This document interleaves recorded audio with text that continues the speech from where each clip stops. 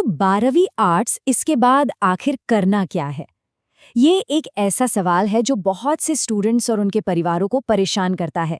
तो आज हम इसी गुत्थी को सुलझाएंगे। चलिए देखते हैं कि आर्ट्स के बाद करियर के कितने सारे रास्ते खुलते हैं और ये मौकों की दुनिया असल में कितनी बड़ी है। एक बात तो अक्सर सुनने में आती है ना, कि अगर आर्ट स्ट्रीम चुन ली तो मतलब भविष्य में ऑप्शंस लिमिटेड हो गए। ये एक बहुत ही कॉमन सी चिंता है, एक डर है जो कई स्टूडेंट्स और उनके पेरेंट्स को सताता है। तो फिर चलिए आज इसी मिथक को तोड़ते हैं, क्योंकि सच तो ये है कि आर्ट स्ट्रीम कोई छोटा मोटा तालाब नहीं, बल्कि मौकों का एक बहुत बड़ा समंदर है।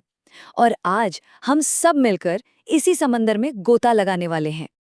तो हमारा सफर कैसा रहेगा? सबसे पहले हम आर्ट से जुड़े इस मिथक की बात करेंगे, फिर हम चलेंगे क्रिएटिव और कम्युनिकेशन की दुनिया में, उसके बाद प्रोफेशनल सर्विसेज की तरफ, और फिर देखेंगे कि एकेडमिक्स और सर्विस सेक्टर में क्या है। और आखिर में इस पर भी बात होगी कि अपना भविष्य कैसे गढ़ा जा सकता है। तो चलिए शुरुआत करते हैं हमारे पहले पड़ाव से, the creative and communication realm.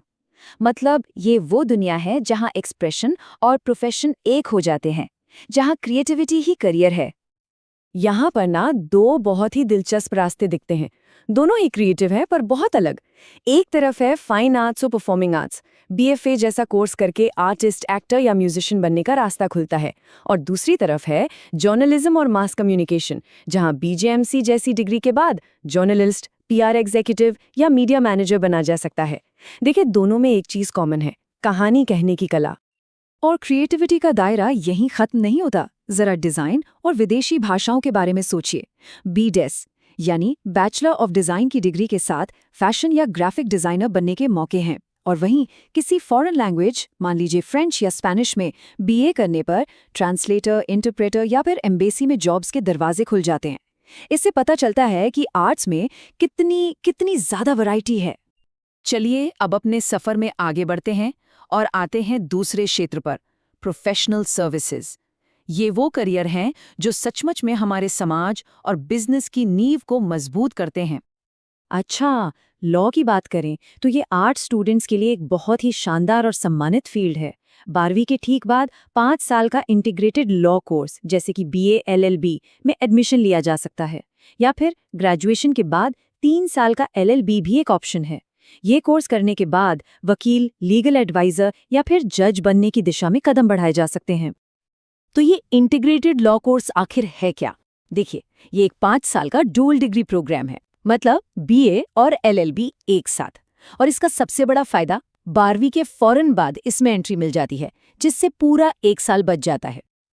अगर किसी की दिलचस्पी बिजनेस की दुनिया में है तो बीबीए या बीएमएस जैसे कोर्स कॉर्पोरेट वर्ल्ड के दरवाजे खोल देते हैं। और हाँ, इसके बाद एमबीए का रास्ता तो है ही। और अगर लोगों की सेवा करना, इवेंट्स मैनेज करना, ये सब अच्छा लगता है तो होटल मैनेजमेंट एक जबरदस्त ऑप्शन है। इसमें होटल मैनेजर या इवेंट प्लानर जैसे रोल्स मिलते हैं। और अब हम पहुंच गए हैं अपने तीसरे और आखिरी पड़ाव पर, the academia and service realm. यहाँ फोकस होता है नॉलेज पर, रिसर्च पर और समाज पर एक पॉजिटिव असर डालने पर। बैचलर ऑफ आर्ट्स यानी बीए एक बहुत ही फंडामेंटल डिग्री है। इसमें हिस्ट्री, साइकोलॉजी, सोशियोलॉजी जैसे किसी भी विषय में स्पेशलाइजेशन किया जा सकता है और फिर टीचिंग या रिसर्च की दुनिया में कदम रखा जा सकता है। वहीं दूसरी तरफ है बैचलर ऑफ सोशल वर्क यानी बीएसडब्ल्यू। ये सीधे सीधे सामाजिक सेवा से जुड़ता है। इसे करके एनजीओज में काम करने या काउंसलर बनने के रास्ते खुलते हैं। और हाँ, ये एक बहुत ही ज़रूरी बात है। आर्ट स्ट्रीम जो है वो सिविल सर्विसेज की तैयारी के लिए एक बेहद मजबूत बुनियाद तैयार करती है। ये जो सब्जेक्ट्स हैं, political science, history, sociology, economics, ये सब यूपीएससी और स्टेट पीएससी जैसी बड़ी परीक्षाओं के सिलेबस का एक बहुत बड़ा हिस्सा है। तो जाहिर है इन सब्जेक्ट्स की गहरी समझ एग्जाम में दूसरों से आगे रखने में मदद करती है। तो हमने इतने सारे अलग अलग ऑप्शंस देखे। अब सबसे बड़ा सवाल ये है कि इनमें से चुना कैसे जाए, क्योंकि आखिर में अपना भविष्य बनाने की ताकत तो हर किसी के अपने ही हाथों में होती है। आज हमने 10 से भी ज्यादा, जी हाँ 10 से भी ज्यादा अलग अलग करियर गेटवेज पर बात की है।